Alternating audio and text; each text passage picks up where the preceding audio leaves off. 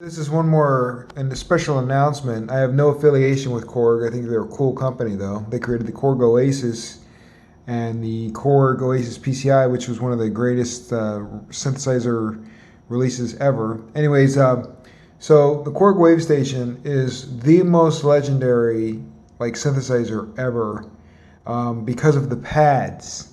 So if you want to do any kind of dance music or any kind of ambient music or any kind of new age music or any kind of legacy music or retro music or whatever, this is every single layer of pads you can think of, from very cheesy stuff to very evocative, incredibly emotional, very unique.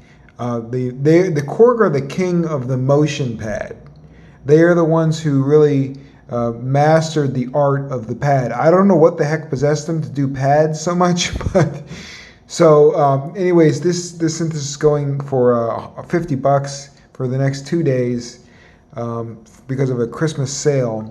And so you have an opportunity to own one of the coolest synthesizers ever made. So besides having the greatest pads, it's called the wavestation because you're making these incredible pads, but it's also called the wavestation because of the wave sequencing, which was supposed to be the big selling point because it has this advanced vector synthesis and wave sequencing, which was like this using this vector control over some greater parameters within the actual engine itself, layers upon layers upon layers of stuff, motion, things like that.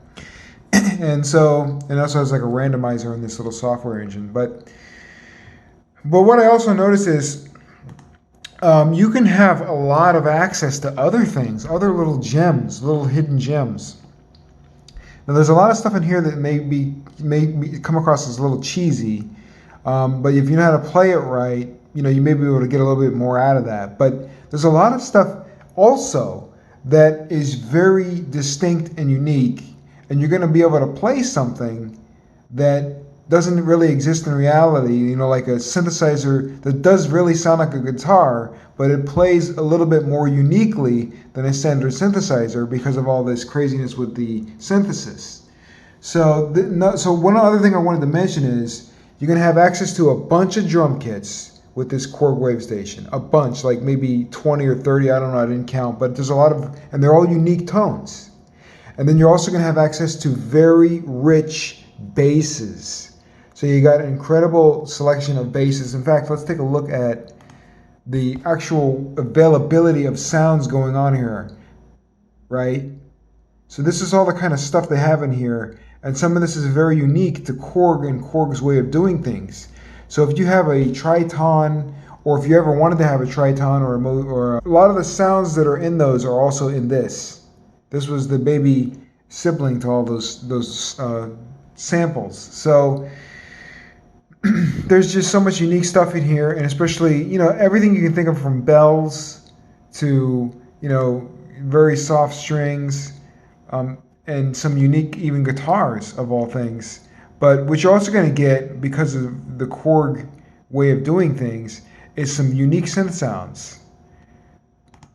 So you're going to have a lot of opportunity to get some things that don't, again, exist in reality, but they're cool little synth sounds, and they're not created by a synth engine. They're created more as using sample-based processing as the engine. So instead of just a boring ADSR sampler with layers, they really went nuts to develop something that would make a playable instrument from a sampling engine. And that's the point of the wave sequencing and the vector synthesis. So, and it doesn't even include the fact that you can kind of morph between all these things using this vector pad, which I guess is part of the vector synthesis. But there's a whole other element to that when you go deeper into the engine and the morphing within the engine itself. And it's a little bit easier to program things on this than it was in the original, because you have just like a little digital screen versus, modern day screen. I mean, look at this. Would you want to do this on a little tiny screen? I don't think so. When you mess with this stuff, if you are so inclined. But yes, this is a very cool little engine here, and it's well worth mentioning. So you have access to a legendary synthesizer. So that's going to be evocative for you because it's going to bring to mind all the things you've heard previously, but you're not going to steal the idea. You're just going to work from those influences from all the masters who use the Korg wavestation of the production world, of the music world, you know. So it's very cool, and it has some of the most popular like rhythmical tones you've ever heard because of that wave sequencing once again. So wow, there's so much to cover in this, but just wanted to mention this one more time because it's blown my mind using it, like how much more there is than I thought. I just wanted to get it mainly for the pad sounds. And so one thing about the pad sounds is, you know, I know a lot about these synths with the various ways that they approach their pads, because I've tried a lot of them. I've tried Absinthe, and I've tried, you know, Vengeance, and I've tried, you know, all the fancy dubstep synthesizers, and, you know, et cetera, et cetera. I mean, not all of them, but, you know, every day somebody's come out with something new. But to get down to the brass tacks very quickly with pads, you go to this guy, not any of those others. This is to be called the pad wavestation because it's so good with pads. So anyways, wrapping it up here, just want to mention this because it's a really great deal. And even if the discount goes away, it's still just an incredible entry into a new world of programming with a more direct access to better quality right off the bat, so that you can have instant gratification. They all promise that, but this one delivers because it's so tried and tested by so many people, and if they all loved it so much, there must be something to it. Real magic here. So, all right, bye-bye.